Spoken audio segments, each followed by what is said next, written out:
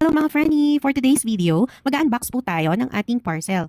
So ito na nga po yun, marami po kasing nagtatanong sa akin kung paano ko po in-unbox ang ating F99 sound card. So ito na nga po yung nakikita nyo sa akin na ginagamit ko pag nagla-live streaming po ako or nagre-record po ako.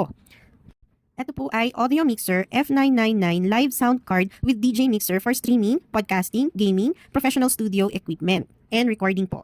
So ito nga po pala ay napakagandang equipment, lalo na po sa mga nagla-live streaming and recording ng kanilang mga kanta. Yan. So suggestion ko lang po sa mga gumagamit po ng mga cellphone na Type-C, mag-order na rin po kayo ng audio jack na Type-C na dalawa para sa cellphone na Type-C. So dito po kasi needed nyo ng cellphone, dalawang cellphone, pag wala po kayong laptop. So ito na nga po yung inclusion niya. Meron po silang binigay na 3 jack na color black yan sa nakikita nyo. Then yung manual po.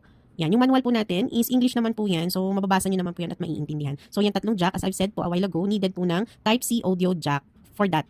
Kailangan nyo rin po yan sa dalawang cellphone. Needed po kasi dito sa sound card na to ng dalawang cellphone. So ito nga po pala yung para sa mic. Then of course po yung ating pinaka-main na Audio Mixer F999. Yan, umiilaw po yan pag yan po ay inon ninyo. So meron po ito, inclusion din po natin itong black na clip holder. Yan. So then meron din po tayo yung white for condenser mic natin mismo yan, yung clip na yan. Then meron din po yung cantilever na stand for ating mic. So yan na po yung lahat yung inclusion natin sa ating condenser mic, audio, sound card, microphone audio. So ayun na po lahat yan. Napakaganda po yan. So try nyo na po and pwede na po kayong bumili sa akin. For prices po you can DM me. Thank you very much. Thanks for watching.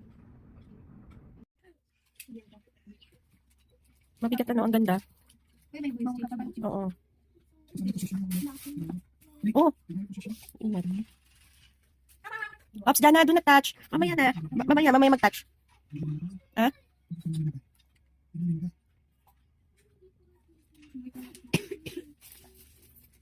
Excited na sila.